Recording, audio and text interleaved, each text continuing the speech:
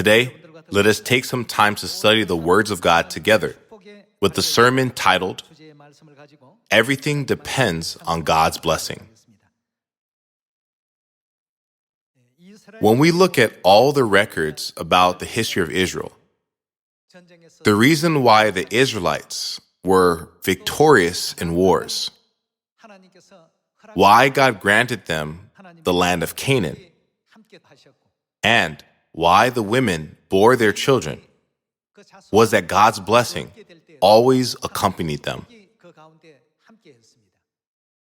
Let us take a look at Genesis chapter 17, verse 21.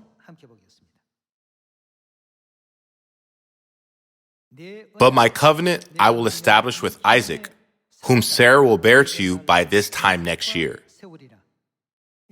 Sarah was too well advanced in years to bear a child at that time.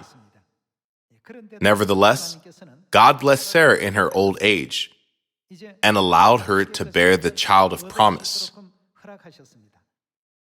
Abraham and Sarah were already old and well advanced in years.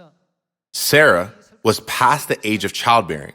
So even though God promised them by saying, "Your wife will have a son," Sarah laughed to herself behind the tent thinking, "Now that I am old, will I really have a child?"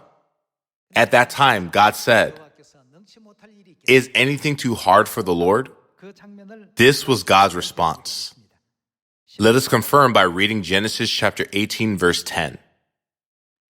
Then the Lord said, "I will surely return to you about this time next year, and Sarah your wife will have a son." Now Sarah was listening at the entrance to the tent, which was behind him. Abraham and Sarah were already old and well advanced in years, and Sarah was past the age of childbearing.